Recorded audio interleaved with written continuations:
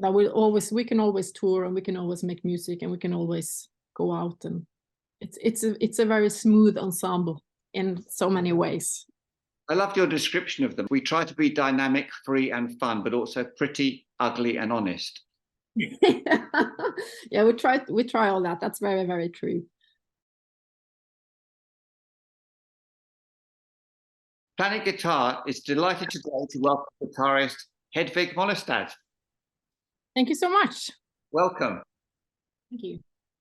Hedvig, you've been prolific both with your solo work and with various groups. Where does the spark come from that moves you in different musical directions? That's a really hard question to answer, especially as a first question. Well, because I'm 40, so I've been doing this for quite some years, and it takes, I don't know, it's kind of evolving as you go. I'm just moving slowly, I think, from project to project, and experiencing my present work, and then it moves me on to the next. So it's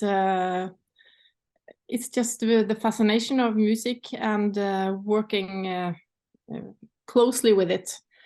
I think I'm missing the bigger picture for most of the time, just working on what is right in front of me at the very moment. You've just released Norwegians, which has been described as hardcore improvisation and breathtaking instrumental interplay that echoes Miles Davis, Soft Machine, and King Crimson. Do you like that description? It sounds amazing, doesn't it? Yeah, if someone had described that music to me with that, I would definitely be interested. Yes, whether it's true, I don't know, but it's onto at least our sources of inspiration. I've been into Miles Davis's work, but I mean, Miles Davis's work that's a wide range of music as well, starting in the 40s with the bop stuff, and moving on to the cool, and then again, yeah, the 60s with this beautiful lyrical stuff, and then the 70s where it kind of broke everything down, and then again into the more cheesy stuff he did. So saying Miles Davis is you kind of put a lot of stuff into the bowl then. But I'm very fan of actually almost all of his work, all of the melodic stuff and the arrangements, and I mean the liner stuff in his improvisation I think it's genius. So I think he has definitely something that we try to keep in our music. It's kind of an idea more than a sound, actually, I think. And also his fearlessness in working with all those genres at the same time, taking in new musicians and just giving freedom, and yeah, being a pioneer. So it's actually more an idea than it's a sound, ideal. Talking about Miles Davis, and the same thing about King Crimson, actually, because they too have so many different eras. And I have the same thing with Terje Ripdal and his music. They bounce from amazingness to, I don't know, what are they doing here? So Norwegians is absolutely improvised, but at the same time there are improvisation, as you know, is kind of it's composing in the very moment, and all of that is based on something that you have rehearsed and something that you are prepared to do. It's not something that you just pick out of nowhere. So for with King Crimson, they have structures and they have freedom, and so do we. There are even though it's a lot of improvisation, and that the idea is that it's you are supposed to be able to play anything and get a proper response from your co-players, but at the same time we have these pillars or structures that we move around and that we are going to kind of pull into the music. And that, of course, is setting premises for at least some of what we are, some of the choices we make during a show or a recording. Going back to your roots, I've read that your mother had a playful approach to music, while your father, who played with Jan Garbarek, was perhaps more intense. Is it fair to say that those two contradictory forces are present in a lot of your music? It's a very fun description, because that sounds like one feather that became to 5 hands. But it's an exaggeration. Because my father, he was not very strict at all, but he was strict in that sense that he had a deep respect for music, and that he loved it so much that he was not able to kind of listen to lounge music or background music, because he had so much respect for the musicians that performed it. So he was like, can we please turn this off, because the music deserves more respect. But he, even though he played with Jan Garbarek, he never had a professional career, at least not after I was born. But my mother, who was a a teacher for children with special needs, she used music more as a way of as a non-intellectual way, much more emotional, focused on music, how it made her feel, places it kind of took her, the experience of live music, the joy. My father listened almost strictly to jazz, and jazz before 1967. But my mother, she listened to classical music and pop music and rock music, and she was into and work songs, union songs and stuff like that. So she had more of that kind of relationship to music. But I think, and that is, of course, very inspiring after they have been to one of my shows, for instance, because my father has a different kind of feedback to me than my mother. My mother is just, tears are pouring and she's just hugging me. So I don't know. I think that the thing that they have taught me is to love music and to approach it the way I want to. My father was very into that he was not going by any means to push his way of relating or relating to music to me. He knew that it was a hard way of living, so he was very, very specific when I grew up, that he wasn't going to put that over my head at all. If I was going to choose that, I was going to choose it by myself. You started playing acoustic at the age of 10, and then were given a guitar. Was that the end of the acoustic for you?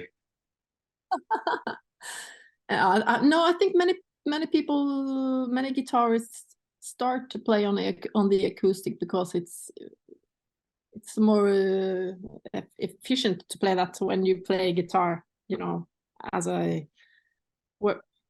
home instrument around the campfire. It was my mother's guitar, so it was what was at home, and I rarely play the acoustic guitar. Why is that? I play the oud a little bit, but that is something else. And I do strumming. I'm not sure why, because I think I've listened to a lot of beautiful stuff done by some of my favorite guitarists on acoustic or classical guitar even. I mean, John Scofield's Quiet record is beautiful, and Pat Metheny, of course, Beyond the Missouri Sky. And so I don't know, it's just I'm not there yet. As a teenager, you listened to Hendrix, Nirvana, Neil Young and Sting, but also John Coltrane and Jim Paul. Quite a diverse range. You span hard rock to improvised jazz. I'm wondering if there was a moment you had a conflict in your mind about your musical direction.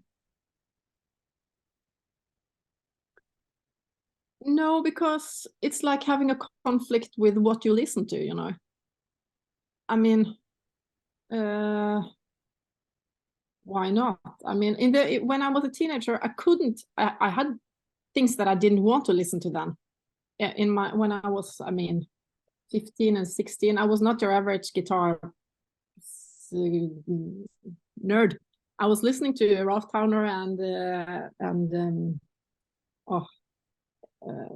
alongside Sting and Dominic Miller and very many different stuff. But I was really not interested in listening to AC/DC nor Led Zeppelin, because I think their logos was very, I don't know, I was kind of offended by their tough looks. So I couldn't go into that until I was in my 20s. Then they could approach me. So I had that at the time, that it was not like that I could listen to anything and that I liked anything, not at all. I was very specific. Soundgarden, I listened to Nirvana and I listened to Pearl Jam, but I never got into Soundgarden, which would be a very natural kind of thing to listen to, but I don't know why even. It's about, I don't know what that is about. And when I first clicked with AC/DC and Led Zeppelin, I really loved it. So it's what I listen to it's just, that's how it is. It's not like a diet that you have to change to keep your health. You are allowed to listen to all kinds of music without it's something you have to be ashamed about or that you should change, I think. Do you? No, I wasn't suggesting that. I was just thinking that maybe there was a moment of conflict where you maybe foresaw yourself in a heavy rock band, for example, playing guitar as part of a band. Maybe the other way. In the beginning, I saw myself more as a jazz guitarist, actually. When we started with the trio, that was what I had when I was rehearsing in my room. It was the standards that I rehearsed, and for most of the time that was my kind of on top of the shelf kind of performance was the jazz guitar. I think when I listened to Jim Hall and I remember first time I heard Lagerlund and a lot of the classical jazz guitar stuff. But when I tried to play that, it didn't sound like that. It didn't feel like it even. There was a crash between the music you loved and the music you were able to play. I tried to interplay so many times, and I could never make it even 1/3 as beautiful as Jim Hall was able to do every time of his recording. So that was a kind of realization, especially. And with the trio, we started out playing standards, things like Lion for Lions, Interplay Loose Blues, Darn That Dream, Blackbird, but it never sounded good. So it became very clear after a very short amount of time that we had to bring something else to the table. If it was going to be fun to perform music, actually. You met Helen and Loie at the Norwegian Academy of Music. I'm just wondering if that was a musical wow moment for you when you met them. I had a wow moment when I heard Ivar for the first time, kind of performing his exams, because then it was played Jon Eberson, which later became my teacher and which I admired so much, and also with Björn Kjellmyr, the bassist from the Chaser band of Terje Rypdal. And they had a trio stuff, and then they played this kind of jazz rock stuff, and he played the gong, and it was amazing. He was smashing. And then that was kind of, I really want to start a band with Ivar. So that was kind of a thing with him. And me and Ellen, we played together. Then I received this award thing in 2009, where they said, you have to come back next year. You have to come back, where you are invited to come back next year with your own band. And then I wanted to start a trio. And then I was positive that I wanted to ask Ivar. And I also was positive that I wanted to ask Ellen, because they were still came right out of the academy or was still there. So they were not totally busy. And they were my age, so we would be able to make something together. So, but so the wow experiences with them is actually more now. I see. When I see what they are capable to, and kind of look back to all the years they spent together with me and the music, and how they are amazing, beautiful people, and absolutely one of my closest friends. So that's an ongoing wow moment. You're involved in many projects, but am I right in thinking that you feel that you will always return to this trio? Yes, definitely. They are, or we are kind of the family. We are kind of the start, and we are friends, and it's an ongoing thing that we kind of probably always be the center or the source or of stuff. That we can always tour, and we can always make music, and we can always go out, and it's a very smooth ensemble in so many ways. I loved your description of them. We try to be dynamic, free, and fun, but also pretty, ugly, and honest. Yeah, we try all that. That's very, very true. It's important to kind of challenge your expression, especially when you have been playing for such a long time. You have to kind of also cherish the things that you achieve when you have played together for such a long time, but also be aware of that you are now a structure that is kind of settled, and that comes with pluses and minuses. So, and we have to bring the music forward. So it's really, really, really important to consider that when we make more new music. You sometimes play to a chatty audience, and sometimes they're completely silent. How does that change in ambience affect your music? It depends a little on the setting, you know, because the chattering, most of the time I am so focused on what is going on stage that I'm kind of not experiencing the chatting at all. But it can be disturbing sometimes, especially if it's a ballad and people are obviously chatting because of the drinking and not taking part in the moments, you know. But I also think chatting can be, but as I think that the mobile phone in your face is as disturbing as chatting, actually. I have to say that the presence of the audience can really change a concert. Yeah, because it's really got everything to say how the audience as a whole is reacting to the music on stage.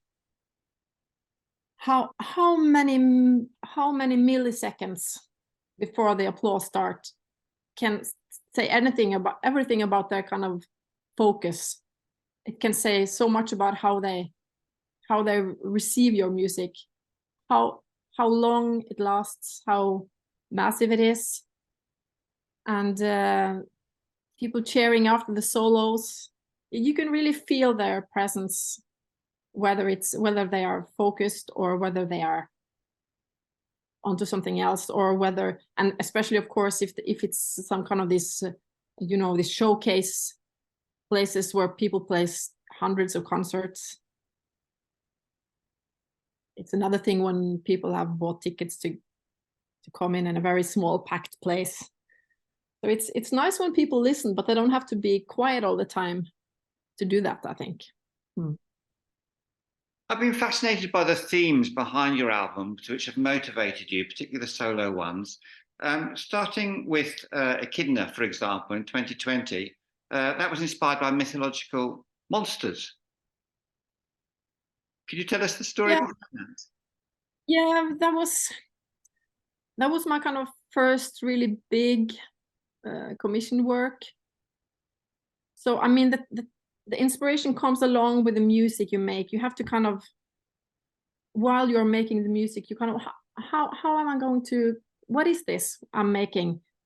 What what is equal to it in our world that can kind of give it a body or give it a shape or give it something to I mean, you can call music letters and numbers just to make it nothing, just to create no pictures in the audience's mind, but you can also call it something that is keeping the openness of the music, because I really like that. I like to give the music names, but I also like to keep it open for the listener to put whatever he or she thinks into it. But the thing with the echidna is that it's our history in a way, and it's so far away that it's possible to link it to something, a figure, but to put, you know, kind of emotional stuff that is important, that is of importance today to these kind of old figures. And Echidna, she was a figure that was half woman and half snake, and I think that was a perfect duality for taking up the problems that we experience today with man against nature. The Tempest Revisited, your next album, was influenced by the winter storms of your hometown, Allison. Yes. Yeah, and that was very commissioned by the commissioner, because that was the culture house in Ålesund that was going to celebrate their 20th anniversary, and originally they wanted one commissioned work for each spring, what you call them? Season. Yeah. And they wanted me to do the winter, but in the end there was only one commissioned work, so that was just the winter. So it was one. But that was easy for me to connect with, of course, because I had experienced it so many times. And the Tempest was about the Tempest of Arne Nordheim and Shakespeare. His sheet music has been put up on the facade of the culture house. So in that way, it was important to kind of connect it to the city and to the culture house. So they wanted me to go into my relation with my hometown. So there is a lot in that record that is about Ålesund. I mean, the ballad that is called 418. In the middle of the city, there is kind of a mountain where they have stairs that you can walk onto the top, and that it used to be 418 stairs. So that's hence the name of the song. So I think it's nice that was very kind of almost program music, you know. But so I try to keep it more open than I did then. But it's nice to kind of, I think it's really nice to be able to put some of your personal stuff into it, as long as it kind of keeps it lyrical and open and poetical in a way. I loved Kitty Wakes in Gus and High Hair off that album. I think they're marvelous tracks. Thank you. There's a rather scary cover art done by Kim Horthy, I believe. Tell us about that. Kim Hjortøy, he is making all the covers for my record label, or the record label that I'm releasing records on, that is called Rune Gramophone. So he's done all the artwork for all the records ever there, almost, with some very few exceptions. He does both graphical stuff and he does photographs. And from my very first record with Rune, I asked them, please, can we do photographs? Because for me, it's been important when I made relations with my heroes or bands or whatever I like, to see the picture on the record. And they agreed to that. So me and Kim have been working with every release that I've done to create cool covers And he is an experimental, lovely brain. And it's kind of, when I meet him, I kind of, the less I say or explain, the more he kind of does. And I think it's so very, very fun to see the ideas. And for each time we meet, he wants to do a different kind of thing.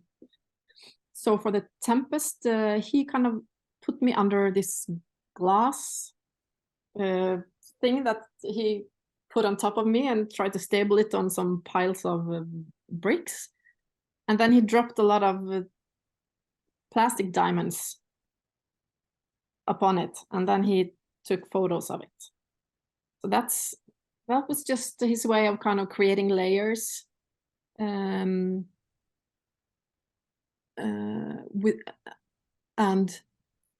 still kind of he's working very kind of analog, you know. It's not he's a photographer, so he's working with materials and space and light in a way that I think is very connected to the music. It's very about crafting something. But then with your next album, Maternity Beat, you focused on maternity, but also war. So my question is, how important is horror for you? It's a good question, because I'm quite good at creating horror inside myself. I think we all kind of easily slip into the horror that is all around us and the fears that we have. And I do have some proper fears. And I do really react to the ugliness that is very quickly brought to us by the internet. And by, so many different medias. So I think I have never thought about it as horror, but maybe that's what it is. It's something very cool that is very disturbing and needs to be let out of me. I believe you used your Gibson ES335 on that album. Do you use that to compose as well? Yes, absolutely. But that ES you're talking about there, I've used that on every album. Because that guitar has been with me from the very start. But I use, until recently, I've almost only used guitar for composing. I did a new commission work this summer for Molde Jazz Festival, and then I wanted to use. I also wanted to use piano more, but I always come back to the guitar. I do write stuff out for the other instruments that I don't necessarily play on the guitar, but that I hear, and then I write out on the on the sheet. In Wikipedia, you're described as a guitarist, a composer, and a vocalist. How do you feel about being described as a vocalist? That's very interesting. I'm not a vocalist, but I sometimes sing, but I'm not a vocalist. I think that is, I don't know, many people have a hard time understanding that people can play guitar and not sing. Actually, but I mean, if they say it, then it says more about Wikipedia than it does about me, I think. Do you find yourself writing lyrics? Yes, absolutely. I've been writing lyrics since I was starting to play guitar. I haven't been working so much with it, and I have never had the urge to sing it myself, nor kind of use it so much in my music. I used some of it, as you know, then on the Maternity Beat. Yes, on Her Own Shape. Her Own Shape, yes, and there were some other on the Little Lucid Demons. Just short passages of text. And I also wrote some I used some of what I've written this summer for a couple of commissioned works. You've described touring as the pulse of your musical machinery, that is where the energy starts and the risks are taken. Why is that particularly true for you? I don't know. Isn't that true for very many musicians? Well, I'm thinking there are bands, I mean, the Beatles at the end, of course, there are many bands who actually don't want to tour. Oh, but I think they had so much success and played for so many people. We're still thriving to bring, I mean, hundreds to our concerts. So it's another thing, and that's where you kind of get to focus 100% on the performance. When you kind of when you play each night, then it's all about the music, which is a contrast to, because I live a life with 2 children that I take to school and take them home and then make dinner for them. And in between I work with music. So being on tour, but at the same time, it's been like that since before I had children. I don't know, it's something about, this is where music is, this is where you do it yourself. It's not about, you know, recording the music and putting it up and never see the ones that listen to your music. It's about giving it directly to the receiver. That's the source of, that's the definition of music. It doesn't exist unless you bring it to someone. So I think it's a very pure way of connecting with the deepest, at least my deepest wish for what music is. It's from one person to another. Concentration on both sides, joy, all the kind of things that music can evoke in someone. And it's also very inspiring to just be traveling, that you go from there to there to do this, and all the things you get to see while you are there, and the space you have when you move from one place to another. It's also a beautiful place for my mind to work. I was wondering how you managed the competing demands of touring and composing with raising 2 children. Yeah, if you find a good answer to that, I would like to know. Yeah, for me, it's when I've been away for quite some time, I always long home. Then it's good to come home, and it's also very nice then for some time to be able to create new music, because you get tired of playing the old music. So you have to, I go out and I play the shows, and I come back and I have ideas for what other thing I would like to have on the set list, or what other instruments I would like to make music for. You know, so many ideas and so many experiences that I have many ideas. And then I'm very thankful to be able to work with music also when I'm not touring. I enjoy so much to dive into the composing world when I'm home, and then the whole process with finishing it, rehearsing it, performing it, recording it, touring it. So when I had children, because I felt the need to work with music, even though I was, when I was at home. You've got so much on your plate, Hedvig. Thank you so much for finding some time for us today. Thank you so much for having me. It was a pleasure talking to you. Bye-bye. Bye.